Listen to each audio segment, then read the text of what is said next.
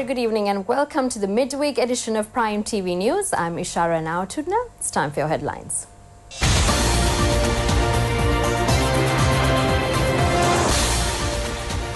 The petition challenging interim order against Mahinda Rajapaksa functioning as Prime Minister will be taken up on Friday.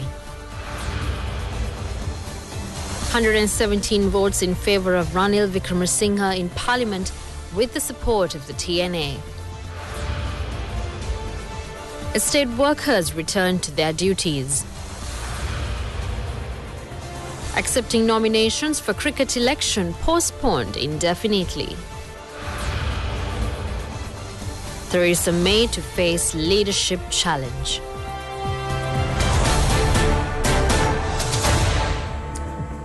And now for your news in detail. The Court of Appeal ordered to take up the writ petition challenging Mahinda Rajapaksa and 49 others functioning in premiership and ministerial positions on the 16th, 17th and 18th of this month. Meanwhile, the Supreme Court decided to hear the petition filed by Mahinda Rajapaksa challenging the interim order given by the Court of Appeal preventing him functioning as a Prime Minister on Friday. The Court of Appeal ordered Mahinda Rajapaksa and other respondents to file their objections before the 4th of next month pertaining to the writ petition challenging their positions. The court also ordered petitioners to file their counter-objections before the 11th of next month. Accordingly, the interim order issued against Mahinda Rajapaksa, the Cabinet and the Deputy Ministers restricting their functioning of the said positions will be in effect till the end of the examination of petitions. The objection made by the respondents to reject the petition as the respondents have not received due notices and documents in line with the regulations of the Court of Appeal. The Court of Appeal stated that measures have been taken to issue the notices for them. The petitions have been filed by leader of the UNP Ranil Wickremesinghe and 121 MPs including the TNA, the JVP and the SLMC. Meanwhile, respondents of the appeal petition filed by Mahinda Rajapaksa informed the Supreme Court that leader of the UNP Ranil Wickremesinghe and other respondents have not received notices so far. The petitioners stressed that the petition needs to be examined expeditiously as there is no functioning cabinet in the country. The petition was taken up before three-member bench, Priyantha Jayawardena, Prasanna Jayawardena and LTB Dehideniya. Judge Dehideniya informed that he is unable to make it tomorrow due to a personal reason. Accordingly, the Apex Court decided to postpone the appeal petition to Friday. Mahinda Rajapaksa in his petition has requested to withdraw the interim order as it does not comply with the legal provisions and is erroneous. Leader of the UNP Ranil Wickremesinghe, 121 parliamentarians, former cabinet ministers and former deputy ministers have been named as respondents of the appeal petition. Meanwhile, parliamentarians Dinesh Gunawardena, Chamal Rajapaksa, Dr. Vijayadasa Rajapaksa and Johnston Fernando have also filed appeal petitions challenging the interim order issued by the Court of Appeal as they have been barred to function as cabinet ministers. Their appeal petition is slated to be called on Friday. A motion expressing confidence in UNP leader Ranil Wickremesinghe to function as a Prime Minister was taken up in the House. The motion was presented in the Parliament by UNP Deputy Leader Parliamentarian Sajid Premadasa. After expressing views on the motion, the vote was called. The UNP and the TNA cast their votes in favour of the motion. Accordingly, it was passed with a parliamentary majority of 117 votes. TNA parliamentarian Mave Senadiraja tabled the letter that was submitted to President Maithripala Sirisena declaring their consent to support Ranil Wickremesinghe to be reinstated as the Prime Minister. Meanwhile, the committee which was appointed to inquire about the recent conflicts in the House was convened for the first time under the patronage of Deputy Speaker Ananda Kumarasiri. The ceremony for presenting degree certificates for the students of Tri-Forces who have completed the Diploma No. 12 of Defence Services Command and Staff College in Sapugaskanda was held under the patronage of President Maithripala Sirisena at the college auditorium. Developing the professional skills of the selected officers of tri-forces and training them for position in command in their respective organizations is accomplished by the college. 68 officer students of the Army, 27 Navy officer students, 27 Air Force officer students and 14 foreign students and 136 trainee officer students of the Army have completed the diploma successfully and obtained certificates.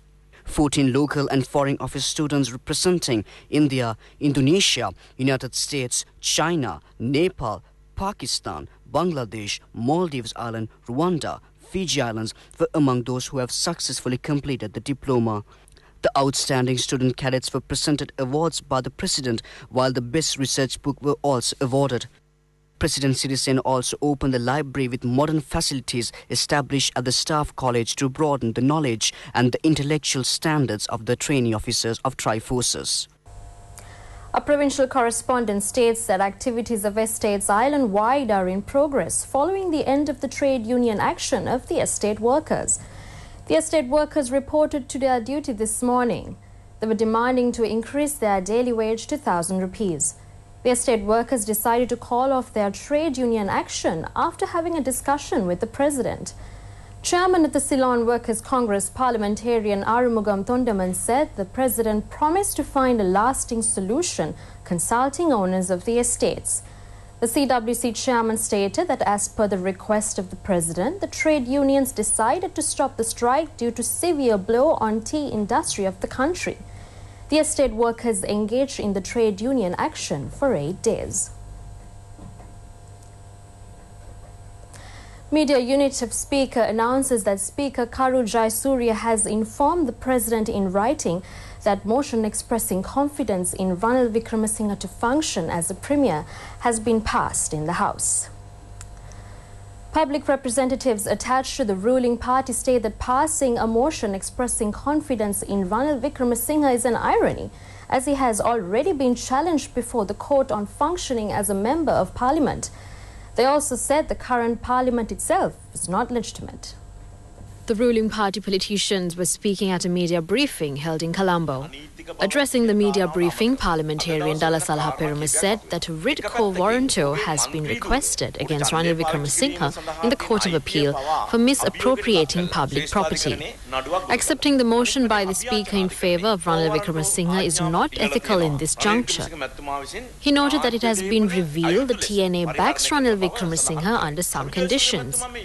Dala Salha Perumal stressed that the TNA does not entertain any right to be the legitimate opposition in the House at present. Alha Perumal highlighted that it seems that the TNA has given up its hopes on opposition leadership and making efforts to protect Ranil Wickremesinghe. Parliamentarian Kehelia Rambukwala said that the parliament is being misused. He said that Ranil Wickremesinghe and his supporters have reposed trust on a limited number of countries in the international arena. Kehelia Rambukwala pointed out that the UNP wanted to appease few countries in the international community and mislead Sri Lankan masses when it comes to devolution of power. The case, which has been filed against not implementing the verdict given by the Court of Appeal letting the students who completed MBS degree at SITEM to get registered at the Sri Lanka Medical Council, was taken up today. The case has been filed against members of the Sri Lanka Medical Council on the charges of contempt of court. Dilmi Surya Arachi, a student of the SITEM, has litigated. Acting chairman of the Sri Lanka Medical Council and 16 respondents appeared before the court to answer the allegations. The attorneys appeared before the other respondents, pledged to produce them before the court on next hearing.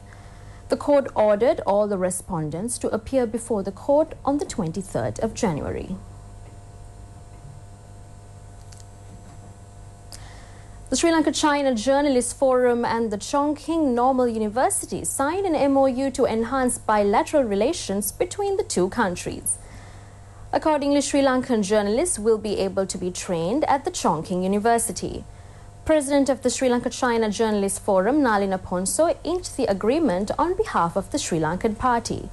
Professor Zhu Ziyang signed on behalf of the Chinese University. President of the Sri Lanka-China Journalists Forum, Nalina Ponso, stated that the MOU will be helpful to reap a number of scholarships for the Sri Lankan journalists. He also highlighted that the two countries have a long relationship and it will be further strengthened with the new agreement. It has been decided to send skeletal remains belonging to 276 persons found in Mana to the US. The skeletal remains were found at a mass grave in the vicinity of Sathosa building of Mana. The remains will be sent to Beta Analytic Institute in Florida for further investigations. Accordingly, the organization will provide carbon dating for the skeletal. Following the gathered evidence, the experts are planning to figure out identities of the skeletal remains. A drug kingpin named Sunil Shanta, who escaped from the custody of prison officers, have been arrested. The arrest was made at the Mimure area last night. The raid was conducted by the Organized Crimes Prevention Division of Police. The drug kingpin had escaped when he was being brought to Colombo from the Kegol prison for producing him before the court. He had escaped on the 19th of last month. Veteran musician and vocalist Upali Kannangara has passed away. Upali Kannangara was 67 years old at his demise. He went under the knife for a cardiac arrest. Upali Kannangara is a father of 2 children. His mortal remains are kept at his private residence at the 4th lane of the Jambugasmulla Mavatha in Nugegoda. The family relatives stated that final rites will be announced later on. Upali Kannangara has composed and voiced a number of songs that have been super hits in Sri Lanka.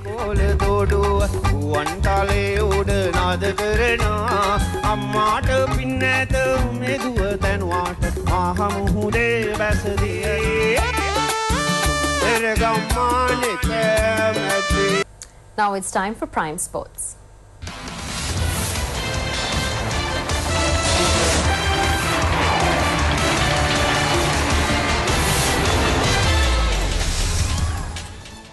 The Ministry of Sports and Election Committee of Cricket have decided to postpone accepting nominations for the election of the Sri Lanka cricket indefinitely. It was decided to hold the election for the Sri Lanka cricket on the 7th of February and a 3-member election committee was also appointed. Former Judge of the Court of Appeal Chandra Jayatilaka, former High Court Judge I.M. Aberatna and former Secretary to the Ministry of Education Sunil Sirisena works as a member of the election committee. It was scheduled to accept nominations for the election till 17th of this month. As no Minister of Sports is functioning at present, it was decided to postpone the process to accept nomination indefinitely. But the International Cricket Council has informed the Sri Lanka cricket to hold its election before the 9th of February. And that wraps it up for today. You can join us tomorrow at the same time, but till then you can visit itnnews.lk for more information. I'm Ishara Nautuna. Have a good night.